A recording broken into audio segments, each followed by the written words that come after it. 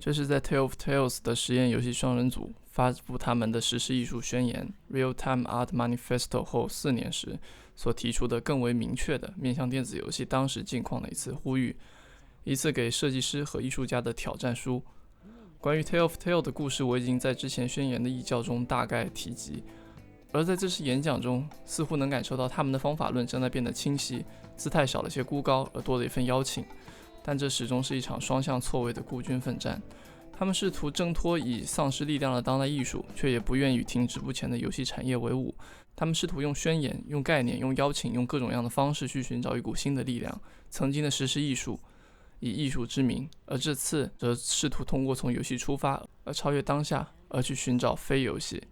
你可以说他们过于偏激或骄傲，因为他们的作品可能并没有像他们说的那样向更多人开放，而这或许也是他们最终导向了日落的失败与退出。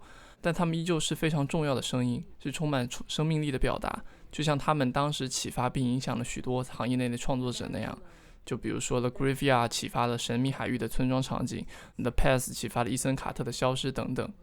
翻译的最后我有些感动，我觉得自己当下的一些实践和10多年前他们的呼喊在某种意义上发生了交集，这是一条回返传统的再追溯与迟到的连结。而站在他们6年前愤然离开游戏行业的经验与历史上，在另一片土地和环境中，我们可能需要更聪明的策略和战术。问题不在于电子游戏是不是艺术，问题是在于我们如何能用电子游戏这个媒介来做出好的艺术。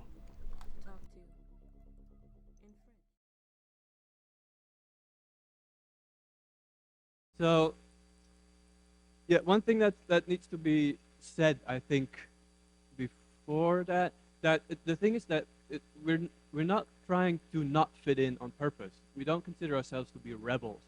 What we make is perfectly logical to us. I mean, we're not reacting against games. That's not what we're interested in. What the point for us is that we find games not interesting enough. We don't find them beautiful enough. We don't find them immersive enough. So that's where we work. We do realize that that's a matter of taste, and to some extent, we are catering to people who basically don't like games. That's sort of where we're coming from. Yeah. So the first project we worked on was a game called 8. It featured it's about a little girl who gets trapped in the palace of Sleeping Beauty. So, okay. So this was our unfinished epic first game. It was instrumental in helping us figure out what we didn't like about games in general. Also, so we decided to just leave all this stuff out when we made our game. But because we left these things out, it led to no publisher wanting to fund it. And this was essential in those days. When we started, there was no indie scene. So the next game we made was The Endless Forest, which was a multiplayer game in which everybody plays a deer. It's still running, by the way. We were disappointed with not being able to make 8 because we love that and we're going to go back to it. But we got a commission from a museum to make a game. So Endless Forest was our anti-game. This is the only time we literally set out to make an anti-game. It was a game of pure playfulness. It is a game where the player makes up his own game, essentially. We've done a lot of work with the player community. We've set up a player community site online where they come and gather in addition to playing the game. At this point, we're constantly designing and evolving the project with those players. The Graveyard is a very short game in which you play an old lady who visits a cemetery. You walk down a straight path, go sit on a bench, and listen to a song. The Graveyard was an experiment with, for us, we wanted to know how little interaction you had to have in a game. So in this case, it's just a character in an environment. We wanted to put the player inside an unusual body and let them experience the world from her point of view. The Path is the biggest project we've worked on so far. It was, a horror game inspired by the fairy tale of Little Red Riding Hood. In this case, it was our first commercial game, you might say. We knew we had to sell it. So we asked ourselves the questions, can we meet gamers halfway this time? Can a game express life as well as it does death? And in this case, in the path, it's expressing something very, very rare in games. It's about girlness, and specifically about a girl's pain. After the 3 years of production of the path, we just wanted to make something small, which is when FATALE came about. It's a game that's sort of a representation of the legend of Salome, specifically Oscar Wilde's version. In this case, it's a contrast between static scene and motion. It's a game about looking, and in this case, we've made the player into an interactive spectator. Ah, yeah, and then there's just the released Vanitas, our first iPhone app. And Vanitas is a game or a thing. We call it. We don't know what to call it yet, but we'll get to that later. A thing to play with, but it isn't a toy. It's like a rosary. It's a tool for rumination, because one of the things we believe is that games are tools. The vanity of, we thought about this as the vanity of having this expensive status symbol, these iPods and iPhones, that in our society are not even considered a luxury anymore, much like the games that people play. Now for reals.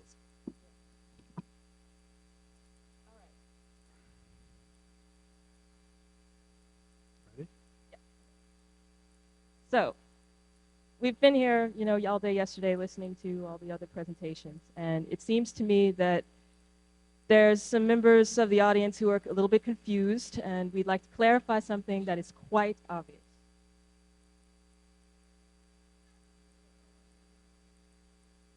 People have been playing games for as long as they have existed. Even animals play games. Life forms with brains seem to have a need for playful behavior. The reasons for this may be medical, psychological, or social. In some species, the playful behavior is competitive. Perhaps these are species that are naturally aggressive, as well as smart enough to realize that playful competition benefits their survival. To achieve that purpose, competition obviously needs to be fair, so they make up rules, and games are born. Art, on the other hand, is not born out of a physical need or an animal instinct. Art is born out of a desire to touch the untouchable, to explore the unknown, to pay tribute to it. Art is born out of a desire for transcendence, a desire for superhuman understanding. But above all, art is a journey made by a person. For both the creator and the spectator, art is an exploration of the self and its environment. There are no rules in art that cannot be broken. There's no goal that does not evaporate as soon as it is discovered. Art enables us to see the mystery and the mundane, and recognize the unfamiliar. Art is a conscious act of an author who seeks to communicate with an audience in a language without grammar, in a structure that is undefined, and with no predetermined goal and no rewards, but finding yourself. That sort of art, however, is dead. The modernist program of the previous century has eradicated all human aspiration for greatness. It has exposed transcendence as an illusion, and the human individual as a mere bag of bones whose only functions are to vote and to consume.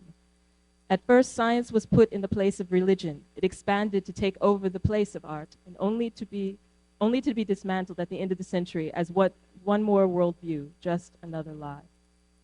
Modernist art has collaborated with this dehumanization of society. At first, it was fresh and welcome, a healthy criticism of values that people might have been taken for granted too easily. But slowly, the rebellion turned into canon. The revolutionaries started frequenting the salons, and the rebels turned into the new bourgeois. At the end of the century, the artists found themselves in a golden cage, safely disconnected from society and spinning around in endless loops of self-mockery and clever irony. This is not the kind of practice that a creative person with a vision wants to be involved in. So, they are not. While museums are getting bigger and more expensive and their collections more tedious and ridiculous, creativity has moved elsewhere. We may not have regained the glory of Vatican-sponsored masterpieces, but work is being done far away from the museum, in the trenches of the internet and the cesspools of generativity and interactivity, on the World Wide Web, and in video games. According to popular perception, video games evolved out of pinball. They started as games to while away some time and money in bars and arcade halls, and moved unscathed to the living room, where the technology just kept evolving until video games started resembling interactive movies or talking paintings. Underneath, they were still the same old games, and legend has it that this is why they are so successful. It is true that everybody plays. All humans on this planet play games. We generally try to play more when we are young, and when we get older, we become a bit less interested. We play a game once in a while, but it is a lighthearted activity that we can easily abandon when more important things come along. Not so video games. We spend hours with these things. We can obsess over video games for weeks, for months. We can stop paying attention to our children, to our clothing, to our facial hair. For the sake of video games. These are not the games that we used to know. Somehow, we have managed to make games endlessly more engaging, so much so that addiction is used as a positive buzzword in marketing. But it's not because video games are better games. All experts, many of whom are in this room, agree that, in general, video games are not as good as non-video games. Chess and Go are still considered unrivaled. RPG fans will always praise their dice and rule books over any computerized rendition of Tolkien's universe. Analog games are simply better games. So, what is it that we keep coming back for in video games? Just what is it that makes today's video games so different, so appealing?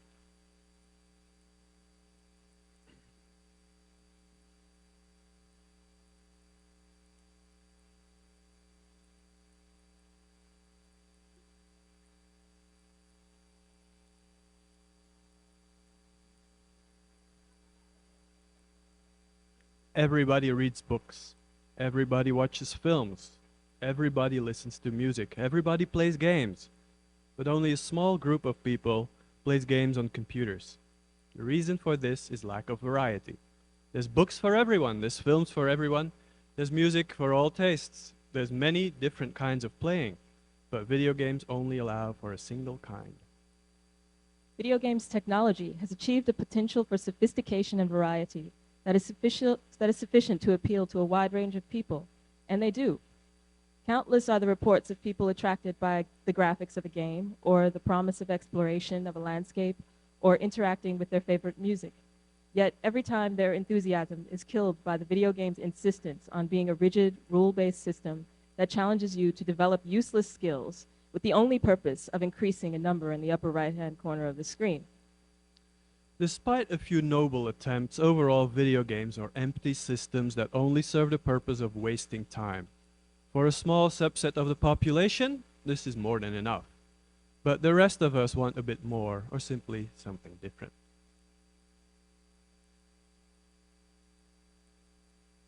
Video games are stuck. Despite the ongoing technical evolution and continuing calls for a new medium, video games have stopped evolving. They have found their comfort zone. Video games are happy. They are happy being exactly what they are. Video games are fun. They nurture our inner child, while the grown-ups are starving. The world is in flames. After centuries of blind belief in unstoppable progress, the humanist machine has come to a grinding halt and is crashing into the old ghosts that we thought had been eradicated. We are defending what's left of our ideologies with the same means that we used to seek to abolish. We have lost all directions and are grasping to the straws of ancient values and untenable compromise. The only question that remains is whether we are going to destroy ourselves or whether the planet is going to get to us first.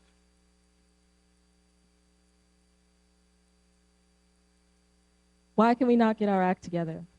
Because we lack guidance. Because we lack the proper tools to think, to evaluate, and even to enjoy.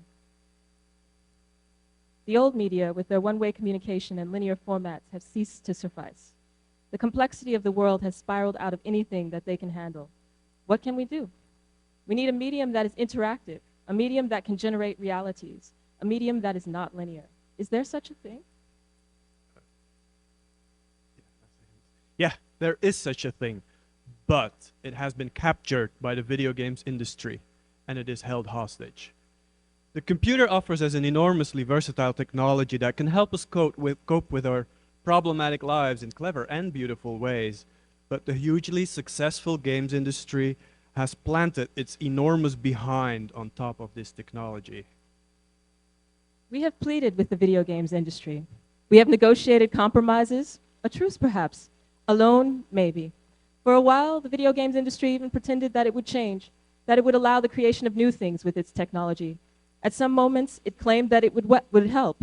It promised it would become bigger and friendlier, that it would let women play too, and elderly people. And it kept its promise. It allowed us to create pacifiers and candy. The pacifiers can only keep us quiet for a little while, and the candy has not much nutritional value. We're still hungry. In fact, we're starving. We don't believe video games anymore. When they say they're going to grow, when they say that one day we will be playing instead of reading or watching or listening. We don't believe them anymore. Video games are too happy. Happy to be games. Happy to be candies and pacifiers. It's not video games' fault that people are starving. Video games can only be games. Video games cannot grow. Video games are quite big enough. Fine. Be that way.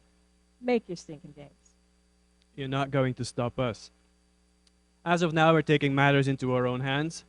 We will take your technology and use it for our own purpose. We will take your games and rip out their guts of stupid rules and challenges and blow air into what remains to make pretty bubbles and balloons that take us into the sky.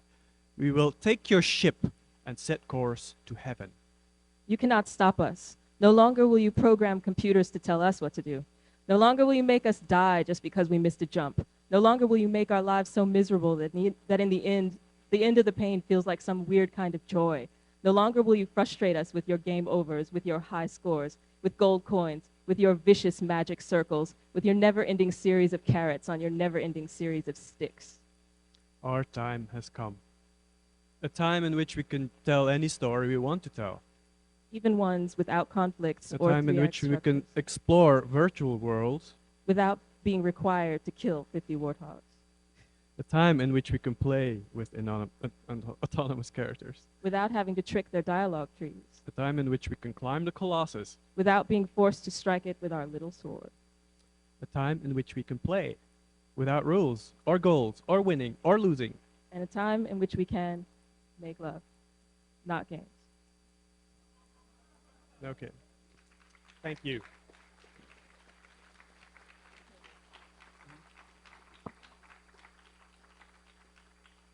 We're not the only designers who think that computer technology has a lot more to offer than dress-up games.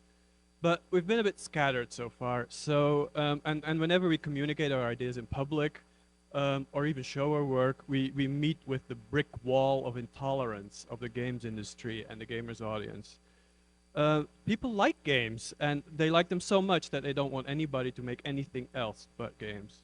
So rather than continuing those endless debates with the Fiero junkies, we have decided to join forces. We're calling this project the Not Games Initiative. It's not a very eloquent word, but that does not matter. The idea is to explore the potential of digital entertainment and art that is not games.